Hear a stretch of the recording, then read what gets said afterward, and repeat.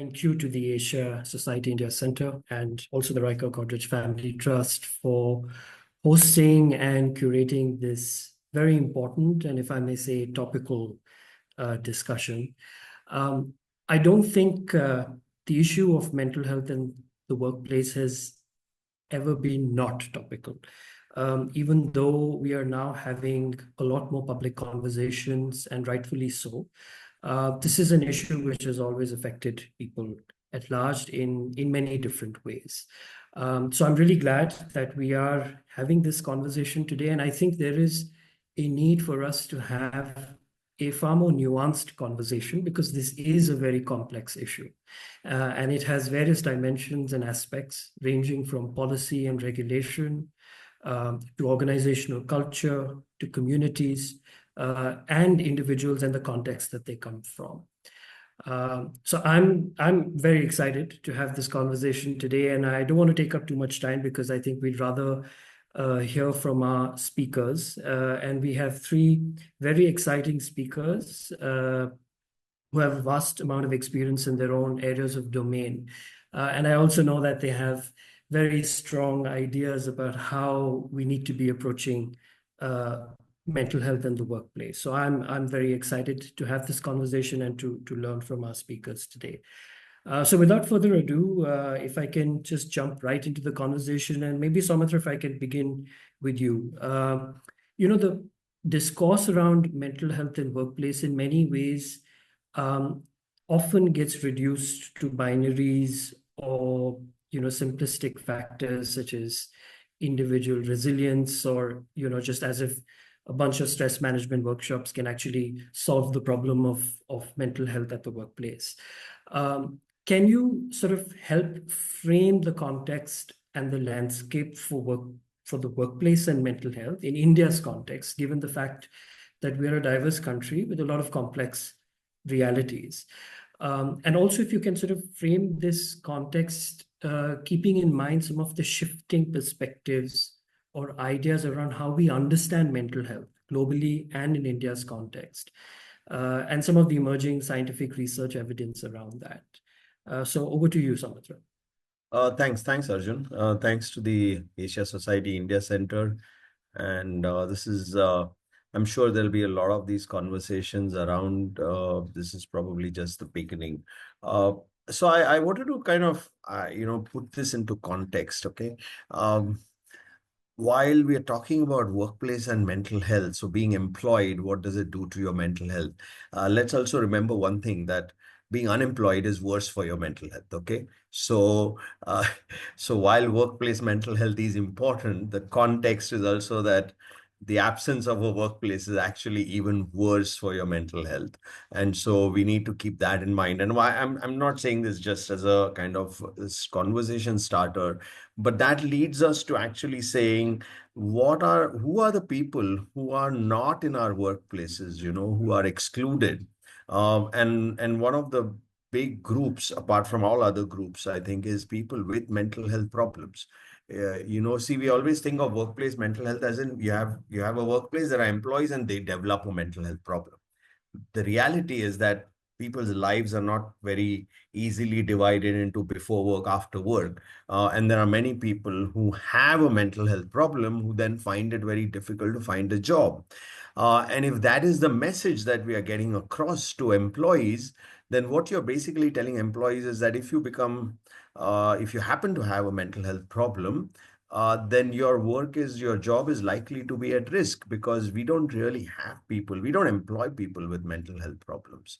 And that, I think, is so a lot of the concerns and stigma around mental health is actually amplified by workplaces which exclude people with mental health problems. So I think if you're talking workplace mental health, that is an equally important conversation that needs to happen and has not happened until now. The other point I wanted to make was also that a lot of the workplace mental health work that happens, or conversations that happen, are kind of pigeonholed into a box of employee welfare. It's always seen as oh, this is employee welfare stuff that we do. We're doing it for the welfare of our employees. And I think it's time that our institutions, our organizations, our corporates, for example, actually got it out of that employee welfare box, because that's then seen as a charity. It's something that you see, oh, you do a little bit of it, do enough just to be able to say you did something, or just enough to be able to tick a few boxes, and to actually start looking at workplace mental health as a fundamental driver of the work that you are involved in terms of your values, for example, organizational values, in terms of organizational successes, and to start seeing workplace mental health as an important contributor to those issues, and to not classify it under the pigeonhole of employee welfare, which is then only seen as an expense, as opposed to seen as an investment in your own people. And that I think is very important, because otherwise we just get this tokenistic stuff that happens around it, because it's seen as, well, try and do something just enough and keep the costs down, as opposed to saying, let's invest in this because this could give us, say, a competitive advantage, for example. Not seeing it as a positive to work on. The third an important point, and which I think in current day and age, it's very important to be talking about, is that a lot of, because it brings me to the next point of, if it's competitive advantage, where does it come from, is like, for example, productivity. And a lot of the conversations around productivity in our country only circle around how many hours have you worked. There's been a lot of this conversation. We should be working 20 hours, 70 hours, 80 hours, 90 hours, 150 hours, 200 hours a week, whatever. And I think what that does is, by just focusing only on the number of hours people are doing, we miss a very important factor, which anyone who's done work in, the research on workplace mental health, for example, is that with other health concerns, you get absenteeism. If you have a health problem, people are absent. If you have mental health issues, and if your employees have mental health issues, you get presenteeism, which means they're there, but they're actually not performing at all, or not delivering. So if you just go down this route of, oh, let's have them here for 70 hours a week, you'll get them for 70 hours a week. They're actually doing nothing good or nothing useful. So this focus on just hours, and logging in and clocking in time and clocking out time, is actually diverting attention away from more important issues. And presenteeism is one of the most important fallouts of mental health issues at work. People turn up, and it's not easy to pick up, because if somebody is, say, physically ill, they don't turn up to work, you can actually count out. You can say how many people took leave because of health issues. With mental health issues, people don't take leave. They turn up to work, but they don't actually deliver, because they're not able to deliver. And so if your metric for it is just how much of health leave people are taking, we will not pick up mental health issues, because people rarely take leave for mental health issues. So, I just wanted to kind of put that context to begin this conversation. And I'm sure we can pick up on each of these threads as we go along. But I'll stop here and pass it over to you and the others. Yeah. Thanks for that, Soumitra. I think you've kind of really laid down the context and kind of identified different aspects, ranging from, the sometimes almost banality of employee welfare programs, to the issue of exclusion of people with mental health problems at the workplace, and then of course the big P, which is productivity, and what that really means. Rachana, if I could come to you next, and this is just to sort of build on Soumitra's points. You've been sort of heading the CSR initiative at IDFC, and there's a large amount of work that you've kind of done with respect to mental health at multiple levels. Just reflecting on your own experience, if you could talk a bit about how do you understand some of the drivers that impact mental health at the workplace, within corporate settings and across other sectors as well. And also, what do you think are some shifts that we need to be making first in terms of how we understand the workplace and mental health before we actually get to the point of designing solutions and strategies. So if you can reflect a bit on that. Oh, thank you so much. So, I'd like to contextualize what I want to say from a personal narrative, right? I have a background in social work and mental health and disability studies, and this was in 2010 to 12. Interestingly, after a few years of working in the nonprofit space, I also pivoted as a social entrepreneur, trying to work in the mental health space with a lot of awareness and podcasts and films and things like that. And finally, my own mental health journey is what opened my eyes, right? Finally becoming a user survivor myself, uh, dealing with the weight of labels that we are given, and so on and so forth. So when I finally entered a corporate setting about 7 to 8 years back, the first time I was working in a corporate setting is when I realized that and when I had a panic attack at the workplace, right? The first response would be to hide in the toilet, which is what I did. And then I realized that, hey, if I'm such a mental health advocate, why am I sort of invisibilizing myself and doing this? So I think it started with me sort of walking to my to who I was reporting into, who leads HR at the organization, and the first response was, okay, I did not know that this is something you experience. What does it look like? And what do you need? Right? So these two questions of what does it look like and what do you need was really important for me to hear early on, because one, I didn't have this judgment that my productivity, the big P, is going to be sort of misconstrued because I'm either, on the spectrum of being neurodivergent. There is no, these two don't have to be spoken about in the same sentence at all. So from then to now, I think I've sort of organically gotten into the role of also leading mental health at the workplace, only because of lived experience, and also being able to sort of use vulnerability, my own vulnerability, in a space that's usually very frowned upon to be vulnerable. Right? So, and I think we've sort of made some inroads. Some things that I think impact or how I have seen people thinking about mental health is, again, very binary, right? Or as a problem to be fixed, rather than how this person's brain is wired, that has to be understood and in time embraced if you really want them to thrive. So I think that we've been able to, make that shift to say that, how do you really become a resilient corporate? Is it only if people don't have mental health issues? No. Happiness is not the goal, right? I think happiness anyway is temporary, and happiness, I personally find it very toxic positive way to be like, hey, be happy, right? So we do not have happiness programs. We do not have all of that. We simply say that, can we use empathy as a tool for ourselves and for others? And how do we use that to become good managers? Because I think COVID really sort of made a lot of managers and people leaders realize that either they themselves are struggling or their teams are struggling, and now finally people are talking about it. So really equipping managers to be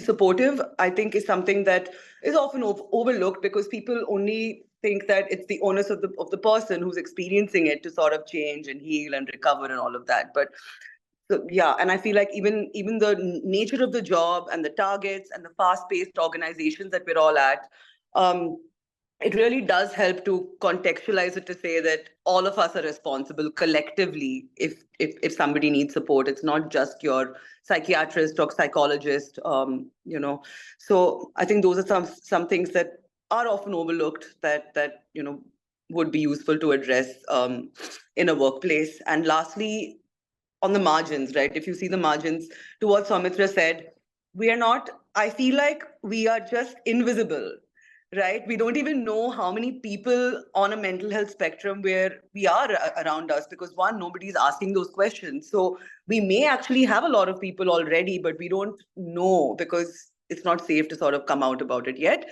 And if we are going to actively hire people, how are we really being not just accommodating, but truly creating spaces that people can thrive in? So yeah, that's just from my perspective. Thank you. Yeah, thanks, Rachana. And first of all, thanks for sharing your own experience. I think I'm sure a lot of people will find that validating and also very helpful to sort of learn from your own experience. And I think you've also raised a lot of issues Rachana, I think, and all of them are equally valid. But just to kind of pick up on one and then come to you, Lakshmi, I think a lot of what Rachana is also talking about is organizational culture and systems, and how does an organization really create a supportive and enabling environment where somebody's not being judged because they have a mental health problem. There are no undue expectations on individuals to perform or be productive despite the problems that they're experiencing. Now, as somebody who's worked within the space of organizational development, can you talk a little bit about the need to shift our frame from this individual-centric approach that a lot of conversations around workplace mental health have ended up focusing on? So resilience, productivity, how do you manage stress, et cetera, it's all on the individual. Whereas we're now talking about creating, supporting, enabling environments. And in that context, what is the role of organizational culture, systems, and how can they, impact mental well-being, both positively and negatively or adversely? So if you can reflect a bit on that. Yeah, sure. Thank you so much for that important question. And I agree with what Rachana mentioned. I think the conversation around workplace mental health often has centered in the workplace on individual resilience, as you rightly said, right? Teaching employees how to manage stress, cope with pressure, and boost productivity. While we know these initiatives are well-meaning, they place the responsibility entirely on the individual, ignoring the systemic factor and the organization culture that shape workplace experiences for employees, right?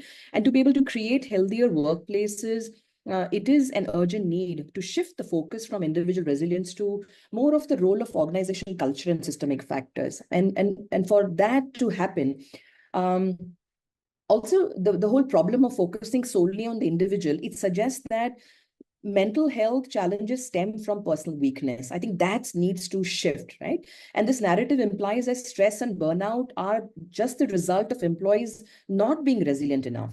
When in reality, we know that most resilient individuals struggle in toxic environments, and no amount of mindfulness or stress management or excessive workloads or a culture that prioritizes is going to help.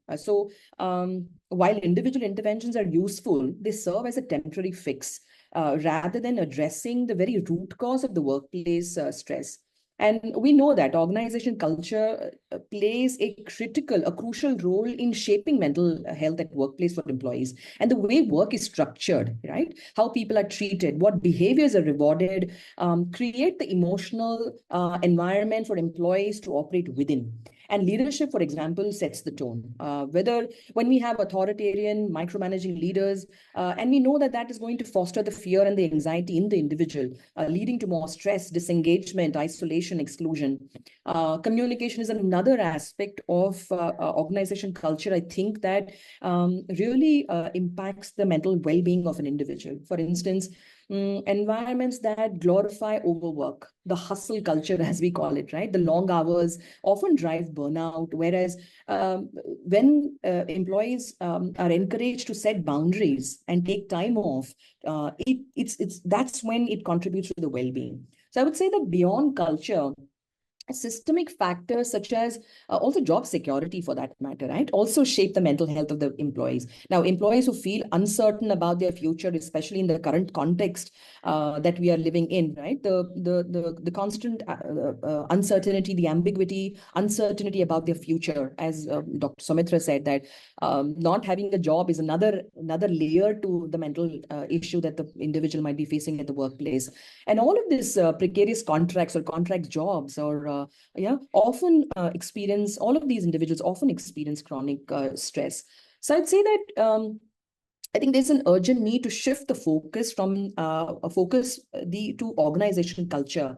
It requires more of a holistic approach. While even before we get to implementing mental health policies, the focus needs to be on prevention rather than the crisis intervention. So all of these policies, EAP programs are there to help and support, but it's more of a crisis management. So how do we do that? One is training managers to recognize. I think even before the manager can be the first responders, how do we help them recognize some of the symptoms or elements or indicative symptoms that you really see and identify in your team members, and therefore respond to the mental health challenges, creating feedback loops, right?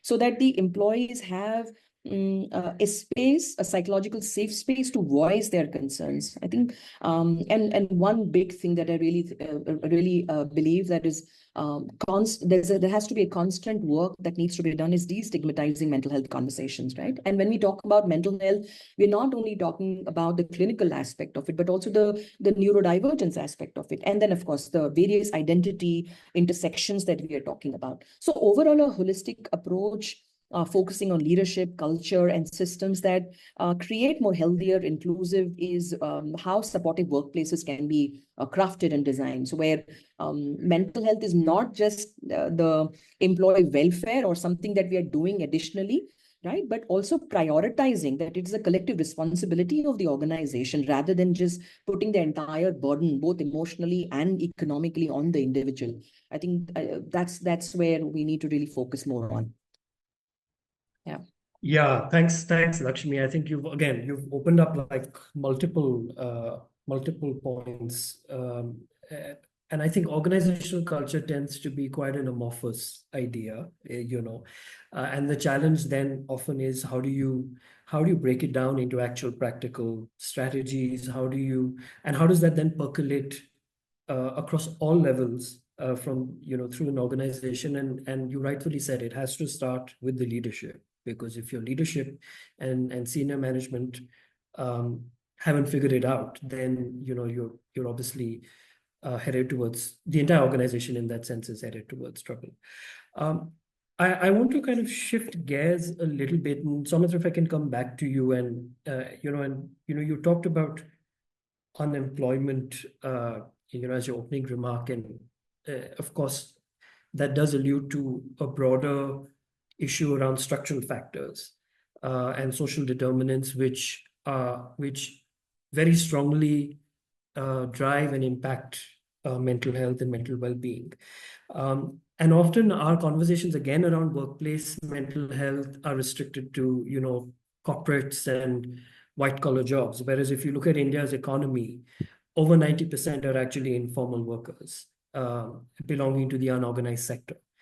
And interestingly, if you look at the National Crime Records Bureau's data on suicide deaths in 2022, you find that of the total number of suicides that happened in that year, 26.4% of suicide deaths were of daily wage earners, which was the highest amongst all the professions.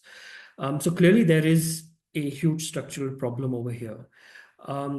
Would be great if you could sort of just unpack this a little more in terms of how do we kind of look at the informal sector, informal workers, look at the workplace in that context, and how do you see policy, law, regulation? What do you see the role of policy and regulation in sort of addressing some of these issues?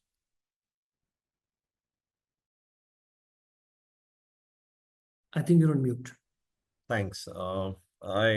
I raise the issue of informal workers exactly for that reason, because every time the discussion on workplace mental health happens, it's purely urban, English-speaking, corporate, which actually is a very, very tiny, minuscule number of all the employees that exist in the country.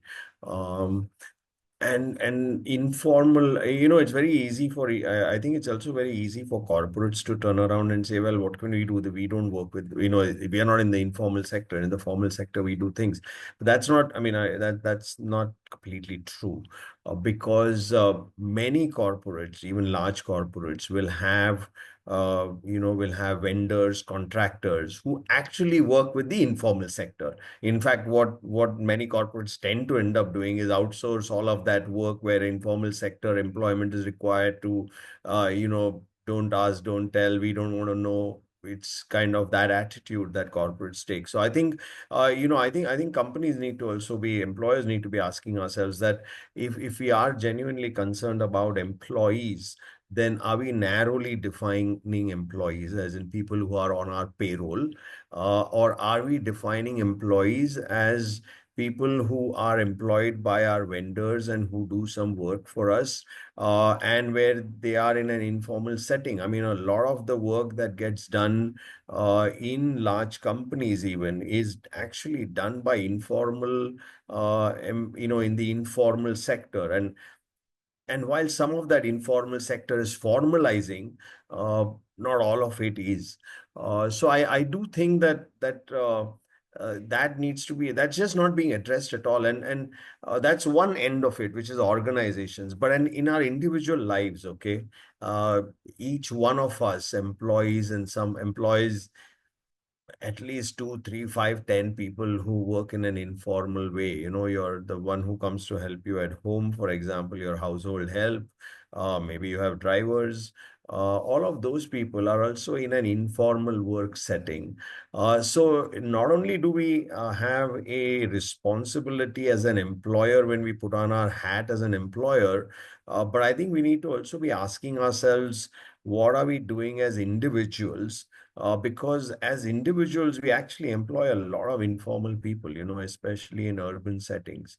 And are we actually addressing the mental health needs of those people, or even the health needs? I mean, mental health seems to be a bit far away, but health needs, like I remember recently some discussion on social media about should should your household help get leave for menstrual problems or something? Should she be getting 2 days off or not? And people and some of the reactions were, I mean, if I was being polite, I would just say laughable, but it was worse than that. Now it's that kind of stuff. We just don't really want to think about it. So mental health to me seems like an even far away. It's a bridge too far for people who will not even think of very basic health related issues for people who work in the informal sector. And to pick up a couple of points on what Rachana said, and even what Lakshmi said, most of the employers or formal employers rarely employ people who are living with mental health problems. Like if you put on your CV saying I have lived experience of mental health, you're not going to get called for an interview. Exactly. So given the fact that they are actually recruiting very healthy people, okay, in if I can put healthy into inverted commas, uh, if people have a mental health problem when they start working, then who is to blame for it? I mean, I would say it's your workplace which created it, because you didn't employ people who are ill. You employed people who are well, and now they become ill. Would it be fair to say that, well, it's your responsibility. You caused it. And I know everyone will say, oh, no, come on, you can't just blame us. But it's exactly that. If you think that you cannot be blamed, then why would you assume that if somebody developed a mental health problem at work, then it's an individual issue? Why would you blame them? Why does it become an individual issue? So I think that employers need to really look at it as what is it about our workplaces or our work cultures or work processes or whatever you call it, which makes people vulnerable to developing a mental health problem, and what can we do differently about it? Somebody asked the question on chat just now saying, how much should how much should employees disclose? My answer is nothing. You don't need to disclose anything at all. Why should you disclose anything? Unless that disclosure has some material fact to the work you are going to be employed for. Okay. In which case, you'll find that your employer mandatorily makes you disclose it anyway. So there it's irrelevant. But otherwise, why should you disclose? Because disclosure is not going to get you any brownie points. And disclosure is not going to mean that you're getting hired or that you're getting a job which is going to be accommodating of your needs. And until we don't reach that particular point, disclosing mental health issues, I don't think the onus is on the employee to be disclosing mental health issues. Let me put it that way. there is no onus on anyone to be disclosing. If you wish to disclose because you want to, that's your choice. But I don't think there should be any pressure that, oh, you didn't disclose, as if, you're not purchasing insurance that you didn't disclose a prior history of mental health, and so now your insurance is invalid. That's not how it works. But coming to the whole informal sector issue is that everyone is just basically washed their hands off the workplace issues in informal sectors. And even there, even when we've made some efforts, okay, and there's been some efforts from the industry, for example, in the construction industry towards construction workers. You've heard of creches for women at construction sites, or education for children of construction workers at construction sites. A lot of that is still seen as a kind of charity. It's seen as, oh, we will do some charity to these people. It is not seen as a responsibility, as an essential part of what the employer needs to be providing. And so I do think that and construction industry is a good example where say real estate firms may not directly employ informal labor, but their entire work is being done by informal labor. The entire construction of a building is actually done by informal labor, and they're part of a real estate industry which is corporatized in some way. So I do think that we need to, even corporates and employers, large employers, organized employers, let me use that term rather than corporates, organized employers need to really look at what they're doing. And to turn to your second part of the question, what about policy and regulation? I mean, policy and regulation is actually most prominent by its absence. We don't have any policy. We don't regulate. There has been a general culture that is created, which is that regulation is bad, and regulation is anti-business, and regulation is going to result in lower productivity, which all of which we know is not true. Bad regulation will do that, definitely. But the solution to bad regulation is not no regulation. And unfortunately, there's this binary, which is that the best thing to bad regulation is no regulation. And I don't think that's true. It's not good for organizations. It's not good for organized employers to not have regulation at all, or not to have policies at all. And there's too much of this talk about what is called as self-regulation. Everyone wants to have self-regulation. As an industry body, we will put up our own guidelines for our members. Well, the reality is that there are other areas of our life where we have had self-regulation for centuries, and which we know doesn't work at all. Medicine profession that I come from, medicine is self-regulated. Increasingly across countries, we've all come to the conclusion that self-regulation does not work at all, and that some more degree of formal regulation is required, even of professionals.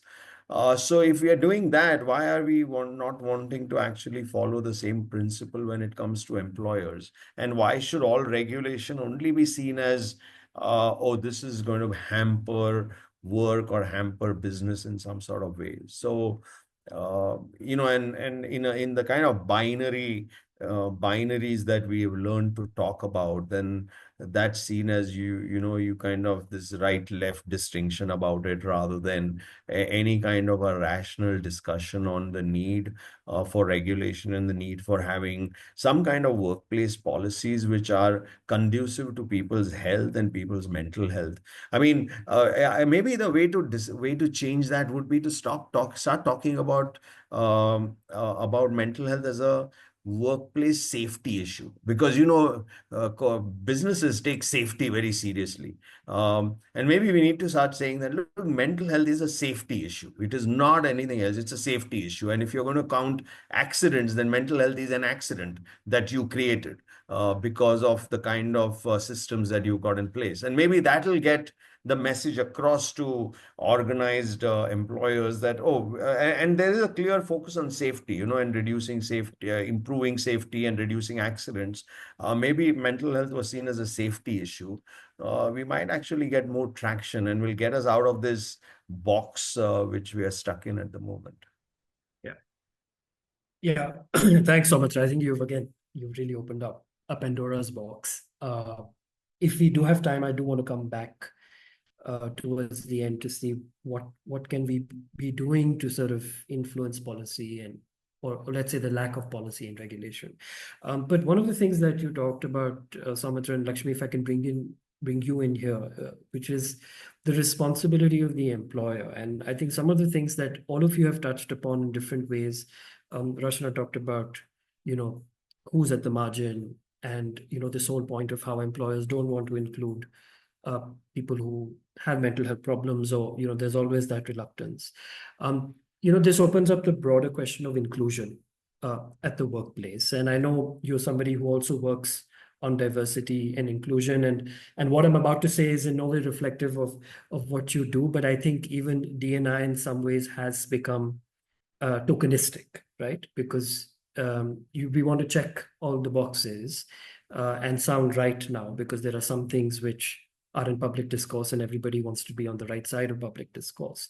But for instance, we know that when it comes to marginalized communities, so for instance, in a lot of corporates, we know that overwhelmingly there is an overrepresentation of, say, dominant castes. Or there are issues around gender, sexuality, disability, which require accommodations or specific policies to address lived experiences. Can you kind of come in terms of what does meaningful diversity inclusion practice? What should it be looking like? What should organizations really be doing when it comes to ensuring inclusion, specifically for people who are coming from marginalized spaces, who might identify with marginalized identities at the workplace? Yeah, I think, yeah. I mean, we can talk about various marginalized groups, but definitely when it comes to caste, I think that's the big C that is always kept outside the boardroom, right? While we may talk about the other identities, whether it is people from the LGBTQI community, sexual orientation, disability, and many other groups for that matter. But caste is something I've always seen that it's always kept outside of the boardroom. I remember one of the culture climate study that I was doing for an organization, and how we picked up that the external perception of the organization was that it's a tam-ram organization, and that's how people looked at that organization. Because if you just looked at the diversity pool or the candidate diversity pool within the organization, it was just tam-ram, right? So I think when organizations, of course, as we have picked up, it's dominated by individuals from the privileged caste, the impact of that, right? It influences everything within the organization that happens. For example, policies, people practices, promotion, succession planning, talent development, talent management, everything within the organization is then influenced, and it's then deeply rooted into those practices of caste and marginalized groups, right?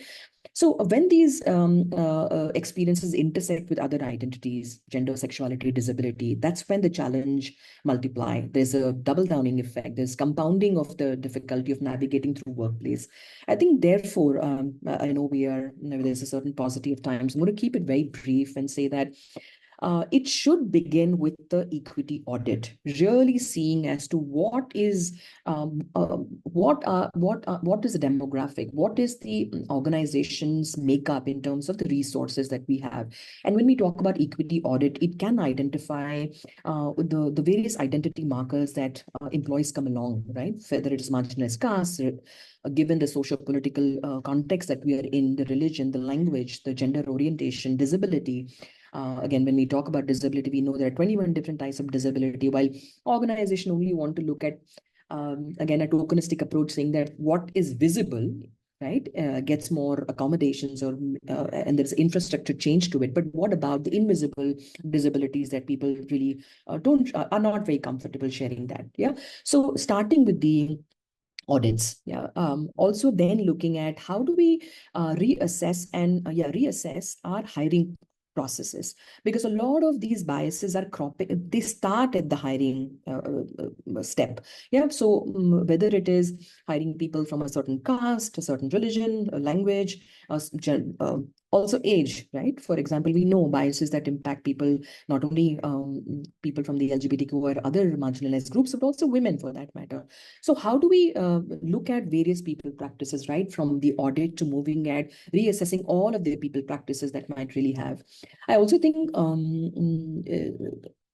leadership is such a big derailer for all kinds of diversity and inclusive work that we really do. Yeah? So while the organization might have great gold standard policies in terms of people practices and state-of-the-art infrastructure audits that are done or changes that are really made, but leadership then becomes a big derailer because again, owing to the culture, which is only looking at incentivizing performance. So when I'm incentivized for the performance and productivity that I put out, and then my D&I or inclusion practices takes a step back, right, or backseat.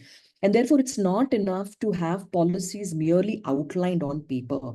And how do we psychoeducate managers so that managers actively work to unlearn these biases, including the caste, right, and the privileges and the biases that really come along with it, which can then, of course, have ongoing training programs, which could then intersect with gender, disability, sexuality, and many other things. So I'd say it has to have, again, a different lens to looking at all of the DI practice and not make it tokenistic, because as we say today, the pink capital is more lucrative for people to really talk about it, while every other marginalized group then go to the, again, the margins. Yeah.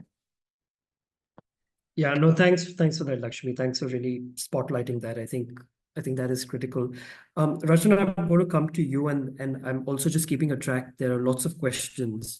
So maybe we'll come to you, and then we'll move on to the questions after that. Rachana, I know you yourself have been a proponent of the idea of peer support and community-based approaches to support and care, and this is again to tie up with the point around. So we've had a lot of discussion in terms of what is the responsibility of employers and management and leadership. But the other side is also how do we create a supporting space where colleagues and peers are able to support each other. So can you come in with some thoughts around, how you think of community-based approaches, peer support, leveraging lived experience, and what role can that play in terms of mental well-being in workspaces? Sure. So, I think peer support has been something that's worked really well for me personally. And, because I think a psychiatrist or a therapist they're all also so overburdened of late that even to get an appointment or, by the time they respond to your SOS, you've already had 3 other SOSs and, that ship has sailed, right? So there's too much of dependence. And I feel like peer support trainings is something that I have practiced that has helped. Another thing that I do, because I'm also a people manager and my team is growing actively, is that in the interview stage itself, I bring it up that how do you look after your mind and your body, right? I obviously say body also because it's important, I think. But also, I think when we proactively ask people, a lot of them are shocked that this is even coming as a question. And I think one is really creating that space from day one.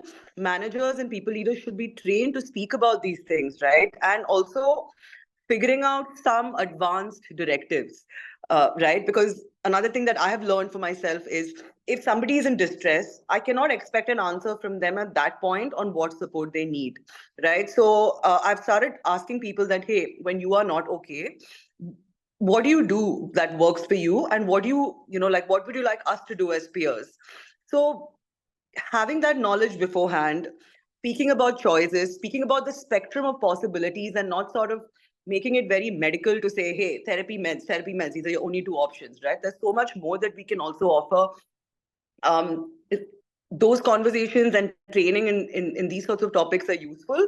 And also, I think a lot of my own perspectives have changed after studying, applied Buddhist psychology. And it sort of made me also realize that there's a lot of emphasis on labels and diagnoses of late, which is a double-edged sword, right? Sometimes you need it because you need to politically it's great to have it, but I think the weight of those labels can be really draining. So we've stopped sort of using that language also to a great extent within the organization. And we simply speak about the fact that what can each one of us do to support each other? What are the resources that we need to get there? And having constant check-ins.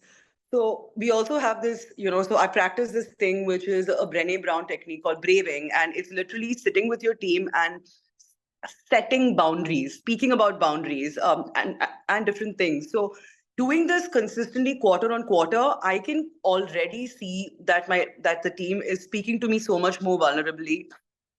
And people are not afraid anymore to say that, hey, they're not okay. And, they use a code word if they want to, and then they need a few hours to just be by themselves, or if they need downtime.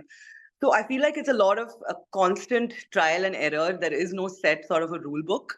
But I think figuring these things together in a decentralized manner is what helps, because most times when you have leadership in the room, or you have a psychiatrist coming in giving a speech on something, again, it just becomes a very mental illness-y sort of a conversation, and not so much, just, hey, how's our mind doing every day, day in and day out, and what role do we have so that we trigger each other lesser? And if somebody is triggered, how do we support them? So that's been something that also has helped us. Yeah. Fab. Thanks for that, Rachana. I think you've also answered one of the questions which has come up around how can employees sort of support each other without taking a pseudo-therapist position. So I think that is I think your experiences and what you shared is a helpful sort of frame for us to think about. Okay, so let me come to some of the questions, because there are quite a few questions that have come in from the audience. And maybe if I could start with this, Soumitra, I think you're typing an answer, but I'll just still read it out because I think everybody can respond to this. So the question is that there is a lot of evidence. I'm sorry, I just lost that question for some reason. Okay. Yeah, there is a lot of evidence on rising prevalence of employee mental health concerns at workplaces. Is there enough evidence on what has actually been done in the Indian context by employers? What has been effective? Is there a need for more evidence on what works in various contexts beyond employee-assisted programs and other tokenistic approaches?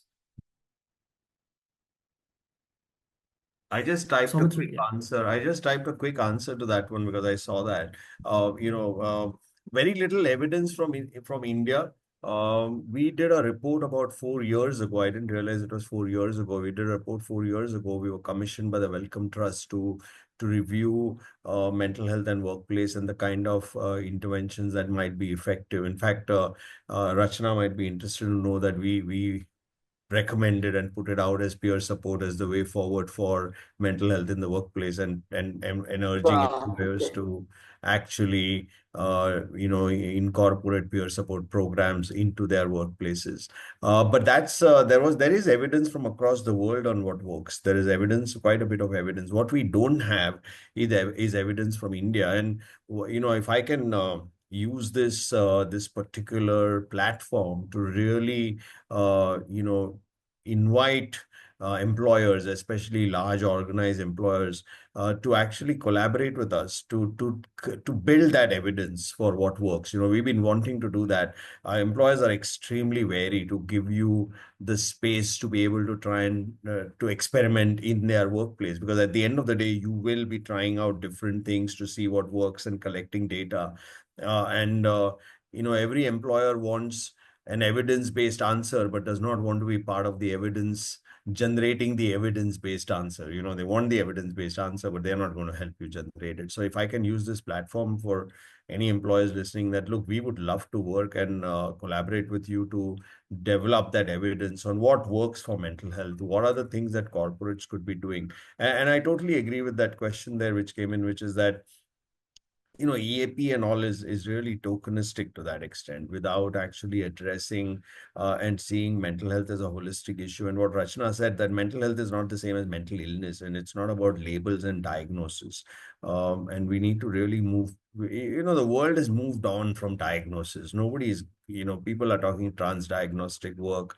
People are talking about a spectrum in which mental health conditions exist. But our discourse in this country is narrowly focused on the diagnosis of mental illness. And if there is a diagnosis, then we don't have enough psychiatrists, and we just don't kind of move ahead of that at all. Whereas there are so many things which you don't need a psychiatrist or a mental health professional to actually do.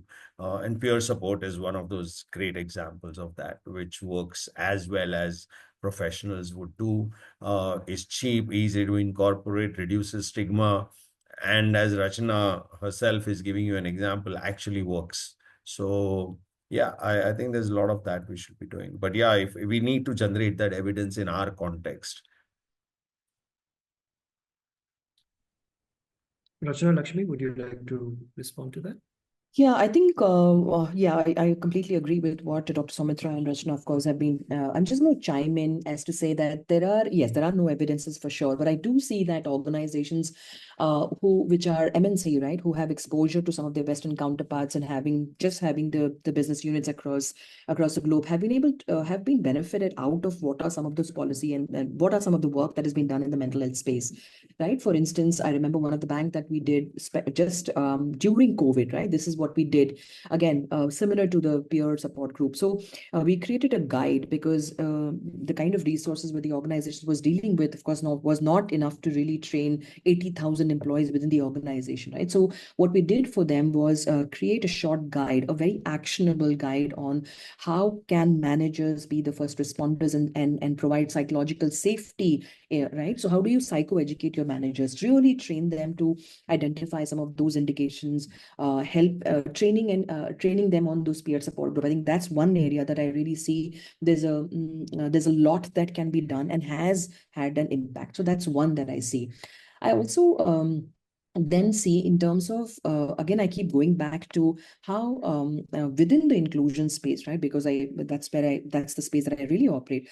How do you really look at mental health, not from the perspective of just, the medical model, but also really looking at that it is a part of our rights, and how can organization move past that and make it more of a employee rights within the organization, right? And not make it more of wellness or something that we're offering to, and also put the money where your mouth is, right? So for example, some of the insurance offering that organization do, subsidized offerings in terms of for mental health.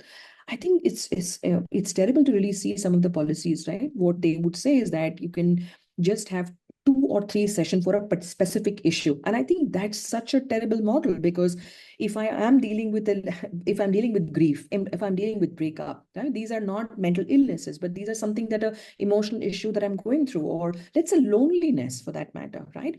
All of these aspects are part of the current the current issue or the current context that we all are living in. And when the organization says that I am doing so much, and I'm giving you I'm giving the subsidized offering for some of these therapy, but just for 3 sessions. So if I go and approach the EAPs, the EAP would come back and say that you can only speak to me thrice for breakups. But next time when you come to me, you can speak to me for loneliness, but not breakup. Yeah, I think so. The organization has to also really understand as to saying that how their policies, what they're framing, even in terms of mental health policies, can be exclusionary, just the way they are being created, right? So also, of course, moving beyond that, but there's a lot that can be really done. But I would still say that evidences are not there yet. We can really look at, unfortunately, because we don't have evidence, we can look at what are some of the Western counterparts and MNCs are really doing to be able to incorporate some of the aspects of mental health practices in the organization. Yeah. Thanks for that. Okay, there's an interesting question. Do you feel that differences in leadership styles manifest as differences in organizational culture, performance, and by extension, what implications would that have for mental well-being? Rachana, Lakshmi, would you like to take that? Just still reading the questions. Yeah, I So think the question is, yeah, go ahead. I think a complete entire webinar can just be done on leadership style and how it really impacts mental health at workplace, right? It's just not enough and it will not do justice. But I think that the culture flows from the top, right? How your leaders really are, how they treat employees, how the way they communicate, how are they structuring their work. Yeah, just the very style of their leadership can have such an impact, a negative impact on the organizational culture and performance for that matter. We know that there are enough in fact, Harvard research, a very extensive research which was done, a longitudinal study which was done, saying that people don't leave organizations, people leave managers, right? The very fact that the kind of relationship I share and the kind of experiences that I have with my manager has a direct impact on my mental health, but also on a larger scheme of things, right? And in the wake of some of the Ernst & Young instances that have come up, or HDFC and Bajaj Finserv instances that have come up, it is again and again urgently asking the organizations and corporate or India Inc. to really focus on how leaders are really messing up with the organization structure. And I see that while leadership is a leadership as a overall perspective, right, is crucial for bringing about any organizational level change, but they are the biggest derailers I have seen in any kind of change in organizational culture. So yes, so just a one word answer to that would be yes. Your leadership style and how leaders are really in the organization can impact the organization overly in terms of culture. Yeah. Yeah. Rachana, did you want to come in? Wasn't sure. Yeah. Not on this, actually. There was an interesting question on NGOs. So I thought I would respond to that because I have been in the other side as well. And to be honest, corporate, NGO, all of it can just be as toxic or crappy as anything else. Just because it's an NGO doesn't mean, everybody is walking around with a halo. So I think that as a funder, we have constantly tried to include a lot of our nonprofits in within our ambit of services and training programs and all of that. We used to work with Banyan Academy also, leadership in mental health, and we got all our NGOs trained on these things. And trust me, most NGO staff is burnt out. We know because we as donors are also putting a lot of pressure on NGOs to hit milestones, targets. We're running nonprofits and businesses, and so with capitalism, that pressure is sort of moving on to NGOs as well. And I think these are human interfacing professions, right? And wherever it's human interfacing, the burnout levels I have personally seen are super high. And, almost like a lot of people are working for a great cause, but not looking after themselves while doing it. So it's quite a struggle. And I think donors should also become much more sensitized and start having a budget when they fund nonprofits for, towards health and mental health, because, otherwise NGOs are anyways very underfunded and it's going to become difficult for them.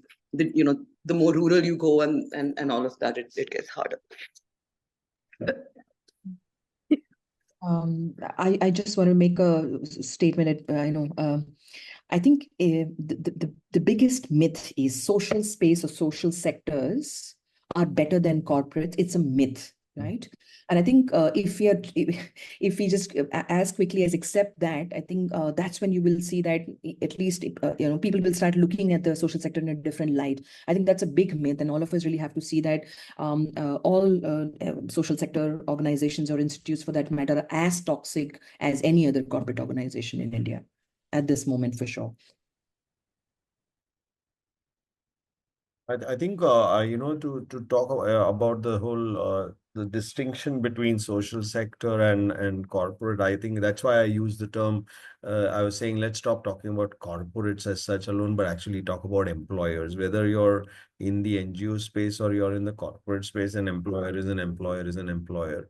The other thing that we don't really talk about, and I have no corporate experience, so I don't know how it is, but I do know from the social sector thing that the social sector space is also very non-diverse, if I can put it. Okay, it is extremely non-diverse. It is always led by and is full of people from very privileged backgrounds, and the lack of diversity then reflects in all sorts of ways, because one of the lack of diversities then becomes the lack of diversity of mental health.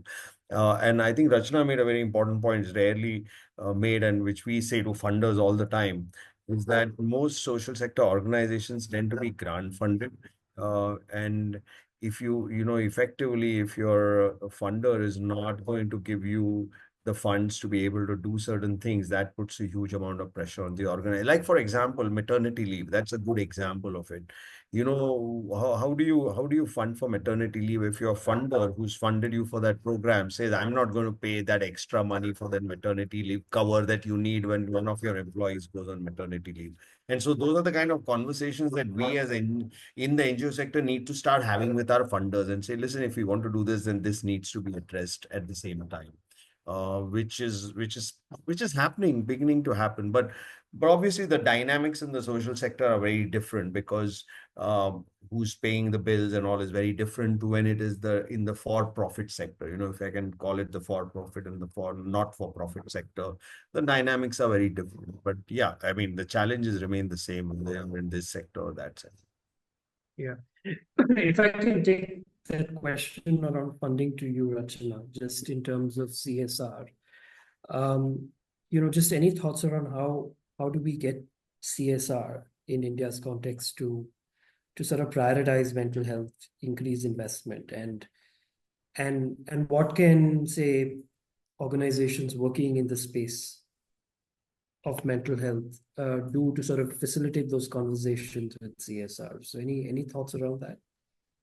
Yeah, so I think one thing that I've seen that has helped is to try and we've been telling a lot of mental health organizations to, instead of having isolated programs only around mental health, to combine it with an existing livelihood or education or whatever it is, right? Because at the end of the day, if it's, I really liked how, Soumitra spoke about it being a safety thing, right? Because if you're working with humans, budget for mental health awareness and mental health related programs with donors. I do know that there is a big gap in donors themselves understanding and accepting that mental health is a need. But I do feel like investments in that are very less. And so perhaps making a collective or some group of people or organizations organizations working on mental health across the spectrum can come together and create some body of work on the actual need. And then, maybe have an open house where corporates can come and really spend time immersing and studying and understanding why is this important? Why is it, I mean, if it's underfunded, why am I still spending all of my money on big nonprofits and big names that can give my brand mileage? But I feel like education is a gap. And I feel like most people do think of mental health, again, in a very narrow way, right? The perspectives that we as carry has also evolved. So I feel like somewhere even mental health NGOs, I see them work too much in an isolation, only in their own sort of an echo chamber. And I think there's a lot of need to sort of collaborate, work with organizations, who are working either in disaster management or livelihoods or different things, so that you sort of mainstream mental health programs. And yeah, so that would be my perspective. There's another question which has come in, which is to sort of look at the fact that even leaders or senior management tend to have to sort of balance sort of deliverables and outcomes while also being empathetic to employee concerns. So any thoughts around, and we do know that even amongst leadership and senior management, burnout tends to be very common. And we see this specifically more so in the social sector, or at least because I'm from the social sector, I'm probably echoing that perspective. But any thoughts around sort of, kind of how does leadership and senior management kind of navigate their own challenges while having to kind of balance all of these things? Yeah, I think the first, just also looking at the question from a different lens, right? Are we really saying that unless we really incentivize overworking, because hard work is equal to overwork is equal to success, right? So that formula is so fit in our minds, and it just continues to do that, right? So the question itself, right? We need to reassess the question, saying that, Are we using the same model? Yeah, and saying that if you don't do, you are not going to achieve success. Yeah, if you don't put hard work, you don't put those long hours. For example, as Narayan Murthy said, that you got to have 70 hours of work, right? So if you're saying that if 70 hours is something that I put, is when the employee is productive. So saying that these two are not something which are connected. Yeah, and we have enough evidences and research which have consistently proven that long hours are not going to yield you productive results or outcomes.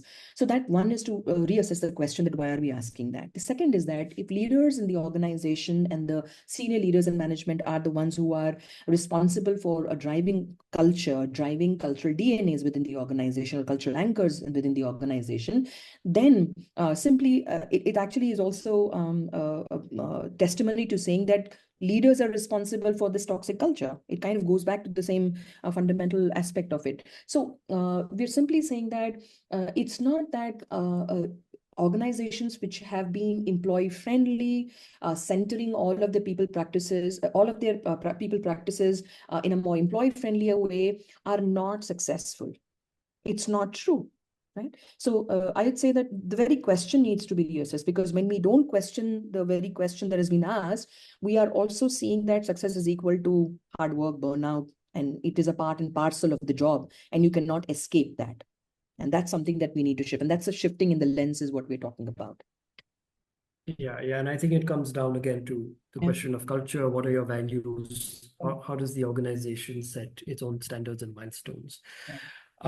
So I'm afraid we're out of time. I've been told to close at 7:15, and I really don't know how to summarize today's conversation, because I think we've really touched upon multiple things, and I don't think I should even attempt to summarize this, because I'll just probably make a mess of it. But I think broadly speaking, as I see it, 2 or 3 takeaways for me is, of course, looking at shifting the focus from what we call corporates and centering employers, and looking at employers' responsibility. I think the second is to create supporting, enabling environments. And here this really begins from the top leadership all the way to everybody else in the organization, whether they're working in an informal or a formal capacity. I think the third thing is to look at the issue of those coming from marginalized communities and the onus on organizations to be able to create space and affirmative spaces for people coming from marginalized contexts. And this includes everything from representation to kind of creating support mechanisms for people who might be experiencing challenges. And I think the last bit that we should be focusing on is, I think, generating more evidence in India's context to see, what works, what doesn't work. And I think along with that, we need to be able to mobilize funders, CSR, other stakeholders to really come together and kind of work as a coalition through intersectoral approaches, and not kind of look at mental health and the workplace in a silos, but really look at it as a complex issue and identify solutions which can address that complexity. So on that note, thank you very much, Soumitra, Rachana, and Lakshmi. It's been really an incredible conversation. I've definitely learned a lot. And thank you to the audience for sitting patiently and sharing your thoughts, comments, and questions. And also thank you again to the Asia Society India Center and the Raika Godrej Family Trust for hosting and curating this session. Have a very good evening, and I'll hand over to you, Shreya.